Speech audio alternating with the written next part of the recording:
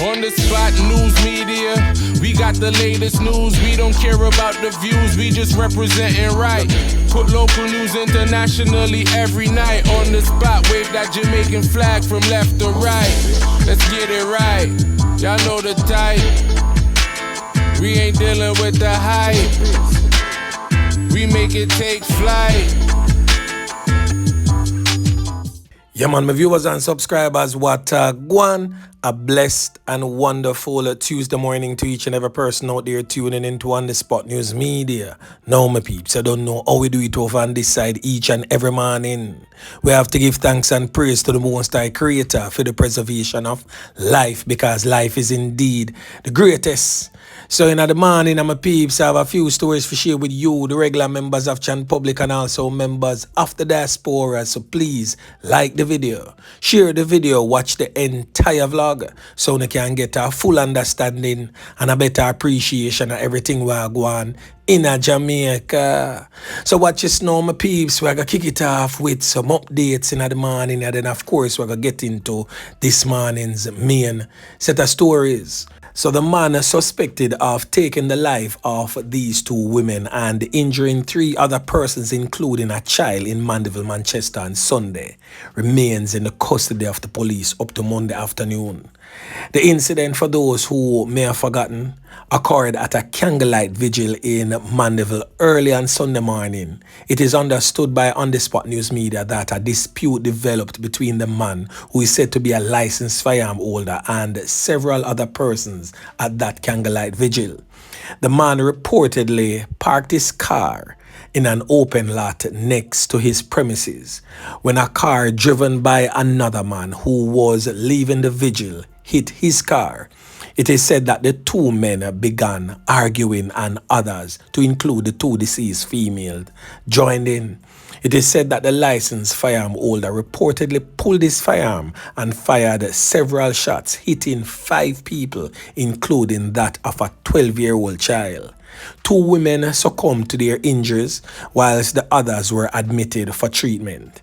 The persons that lost their lives, presently on your screen, is said to be identified as 35-year-old Aldine Dixon of a Coleyville address in northeast Manchester and 42-year-old Stacey Ann Mulgrave of a Barnstable address in Mandeville. Now, the account of the licensed firearm holder given to the police would suggest that he was mobbed and his clothes torn up and shoved to the ground, and in fear of his life, that is why he used his licensed firearm to ward off the attack.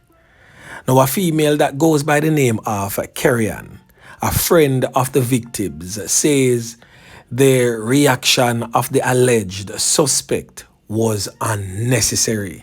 So we're going to hear from Carrion as she weighs in on the fatal knockings and clappings of her friends.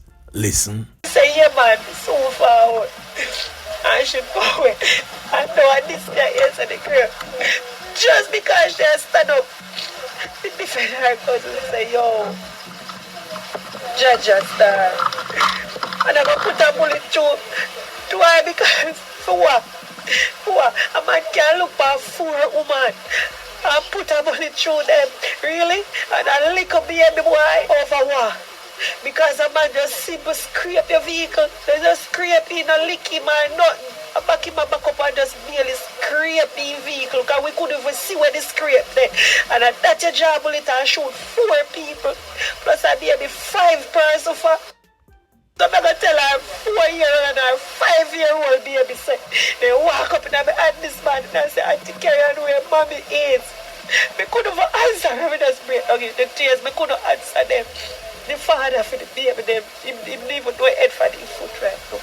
Can't believe you go down that dead house to see a girl lay down lifeless. I couldn't believe. Couldn't believe it's a joke. My face says a prank. My face says a prank. I prank them a prank. My face up. I can't reality this. I can't reality. Your mother in the hospital, a back for life. Our sister did a back for life. Same way. Over what? What can that man explain? Say, why do that? So an eyewitness who was in close proximity to everything that was happening linked me and said, boy, on the spot. Whilst I did not agree with the licensed firearm holder taking the lives of the two females, in some sort of way, you have to understand why him do what him do.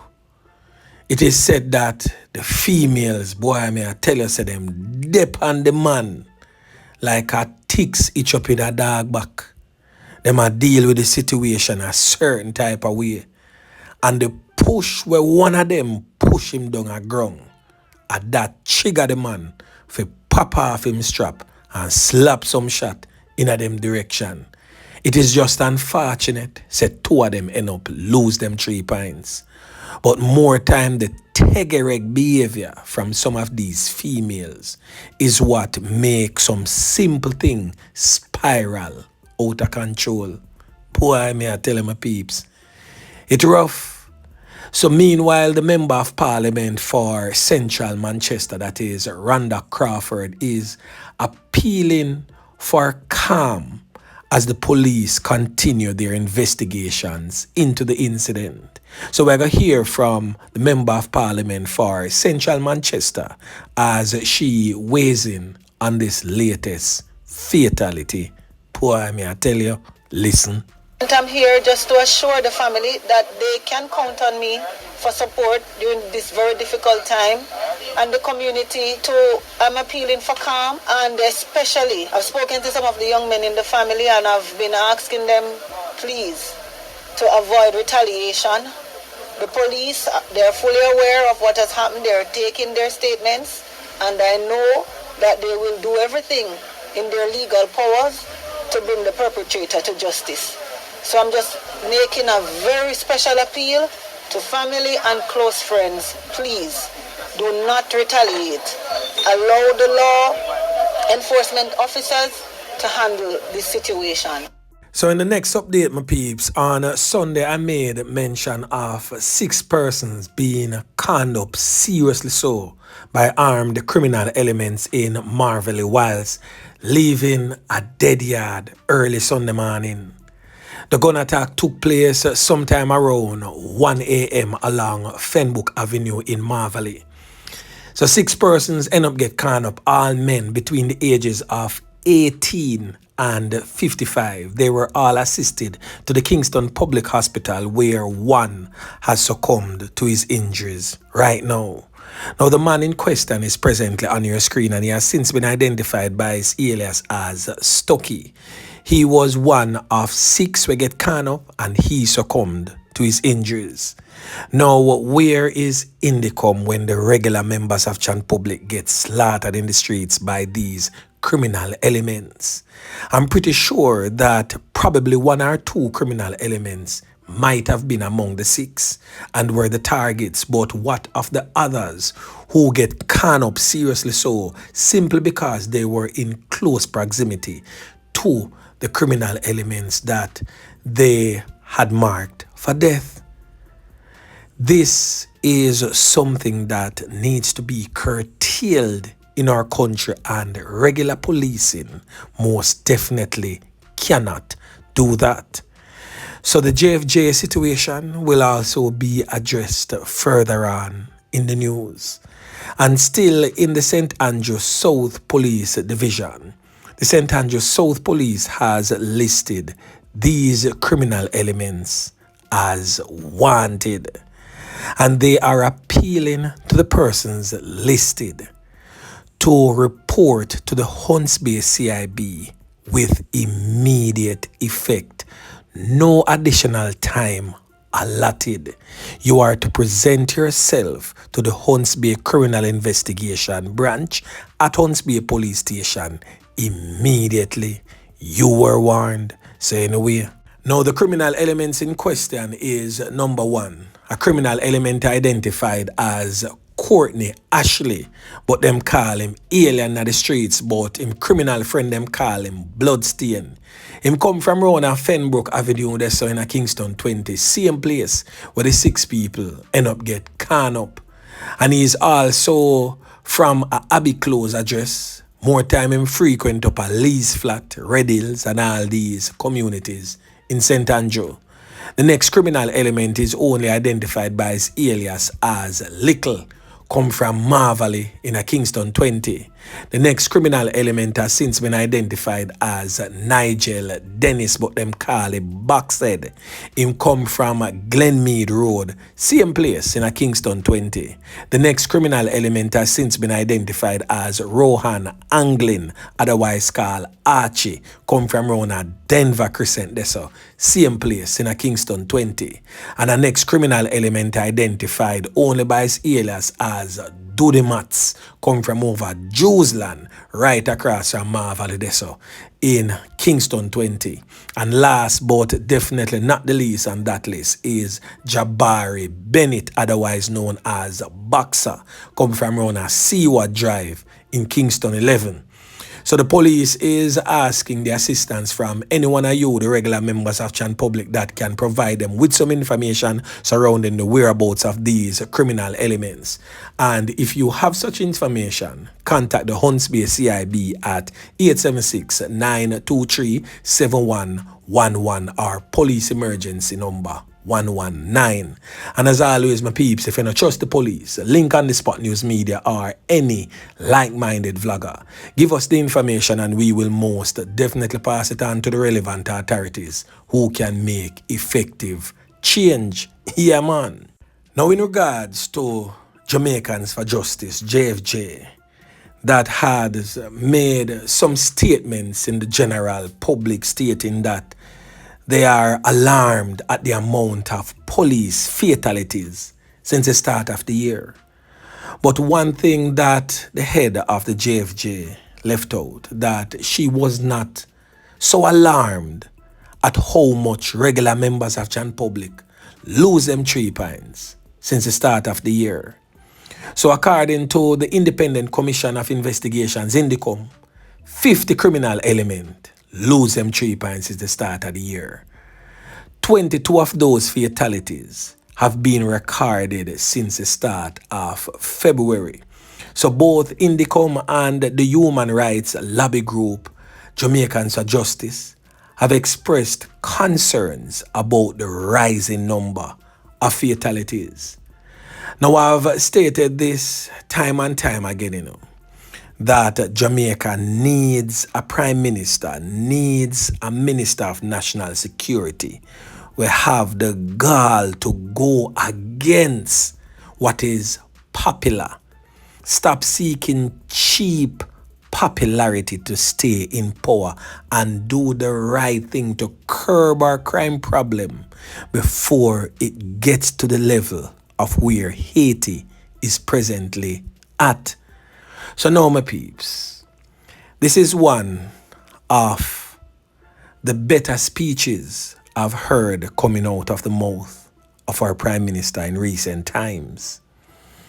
And I must applaud him for standing with his police officers, with the Jamaica Defense Force, who are working together relentlessly to tackle our present crime problem. And sometimes when faced with aggression, take out these criminal elements in a certain type of way and making shut-eye country land settings the order of the day.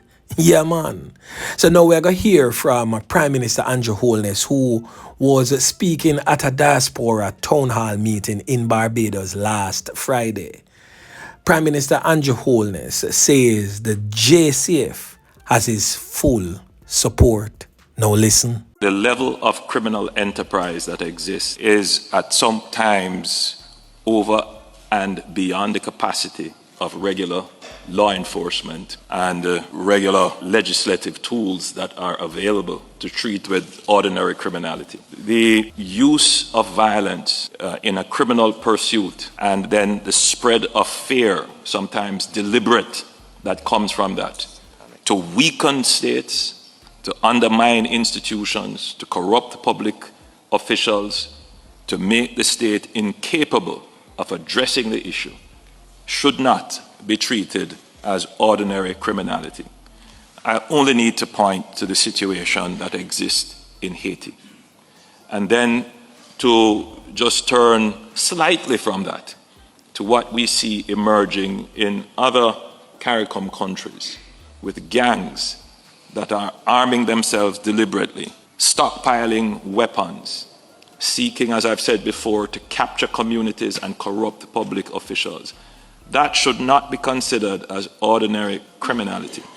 That is a threat to the state, and Caribbean nations must face that squarely and call it what it is. These are acts of terror, and they are oftentimes transnational. The criminals in Trinidad may have links to criminals in Jamaica. Certainly, the criminals in Haiti are transporting guns to Jamaica and possibly likewise.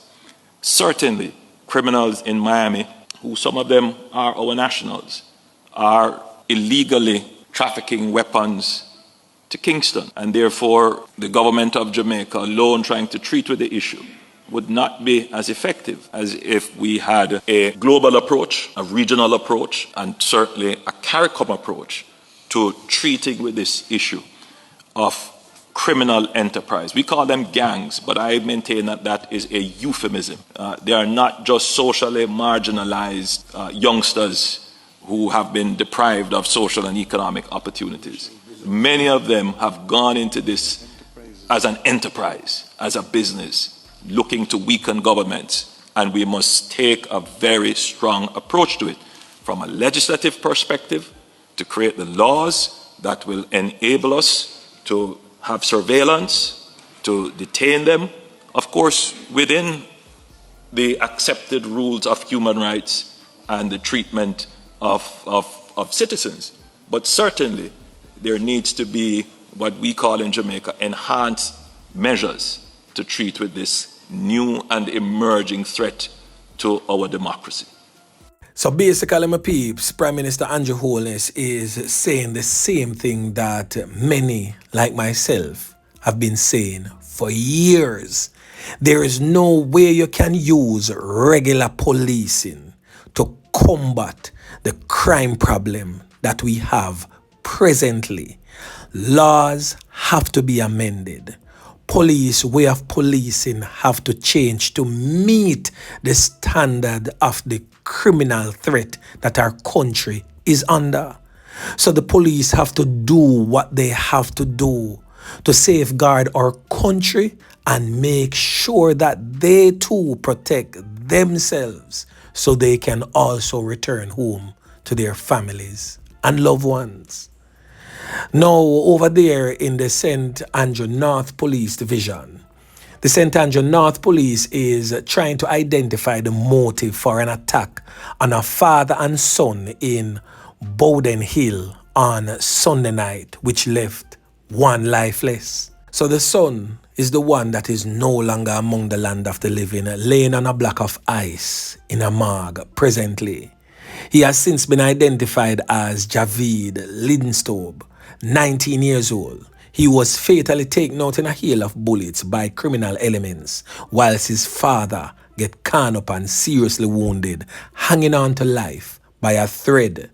The incident happened at their home about 10:30 p.m. on Sunday night. The police states that electronic items was also stolen by the armed criminal elements. Deputy Superintendent of Police in charge of the St. Andrew North Police Division, Randy Sweeney, states that Mr. Listob is not on the police radar. So they are baffled as to why armed criminal elements would barge in their home and take the life of the 19-year-old Javid and leaving his father seriously wounded. Now over there in the troubled, war-torn, crime-riddled Kingston Western Police Division, we have just gotten confirmed reports of another police fatal knockings and clappings. Now on your screen is the deceased criminal element. He has since been identified as Stamma, We get to understand them come from a section of Tivoli Gardens known as Lizard Town. And him lose him 3 pints sometime in the wee hours of this morning in a firefight with police from the Denham Town Police Station. So Indicom is presently on the scene processing that scene and has added this police fatality to their tally. Yeah, man. So on the Spot News Media will most definitely be updating you as it relates to this latest police fatal knockings and clappings in subsequent newscast. Now over there in the Garden Parish, the St. Anne Police Division, the police in St. Anne is presently investigating the fatality that was carried out on this man, presently on your screen, in St. Anne, as he was taken out in a hail of bullets near Claremont in the parish on Friday night. The police still are trying to figure out why and how. Now, the man in question has since been identified as 31-year-old Farin, also called Moneyman, said to be a farmer from Pedro River in the parish. So reports reaching on the Spot News Media would suggest that Mr. Farin was riding his motorcycle along Fort George Main Road in the Benson Division sometime around 8:30 p.m. on Friday. It is said that he was attacked and his life taken. His motorcycle was also stolen. Details are still not really coming in as it relates to what really transpired. However, a police report suggested that residents stumbled upon his lifeless body laying along the roadway and called them. The People's National Party candidate for Southeast St. Anne, that's Dr. Kenneth Russell, stated that the community and all who knew him are shocked, completely devastated, he said. He stated that Farin was a humble and helpful and disciplined young man. Boy, may I tell you, my peeps, the knockings and clappings continues. Now, we are going to saddle all the way down to Westmoreland, so where the police, them slap where one youth, yeah, man, a criminal element that is linked to the Greenleaf and Kings Valley gang. A criminal element that has been wreaking havoc in that particular section of Westmoreland for years. Now, the criminal element in question is presently on your screen. Shocked are we? Well, at least some of us. He has since been identified as 33-year-old Shane Bulgin, come from Top Geneva and Jerusalem Mountain, round there so in a Grangeville, Westmoreland. So reports reaching on the Spot News Media would suggest that sometime around 5:30 a.m. in the wee hours of Monday morning, law enforcement attempted to execute a search warrant under the Firearms Act in Grangeville. During the operation, an armed confrontation ensued between Bulgin and the police officers. Bulgin was conned up and injured. He was, however, taken to the Savannah Lamar General Public Hospital, where he was pronounced, you know what. The police states that a 9mm pistol was seized from that scene. Now, on the Spot News Media understands that Bulgin was also believed to be a top Knockist and Clappist for the Kings Valley BS gang in Grangeville, Westmoreland. Our news team understands that he was targeted several times by the police over his involvement in criminal activities. The 33-year-old was also a person of interest in the last 2 fatal knockings and clappings in the Westmoreland Police Division. He was also a person of interest in an attempted robbery at Negril Pier in Westmoreland, which led to the loss of life of 4 armed men in a fierce gun battle with the police. A foiled robbery in which gunmen were targeting a beryllium armored truck in Negril occurred on July 26, 2024, And it is now understood that Bulgin was among some of the men who managed to escape during that confrontation.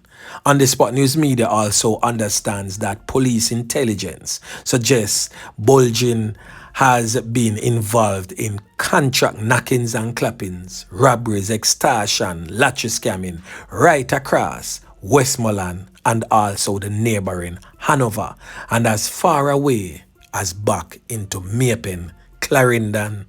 Yeah, man. So this criminal element here, presently on your screen, is a known, reputed top Knockist and Copz that has been involved in many fatalities of our Jamaican public.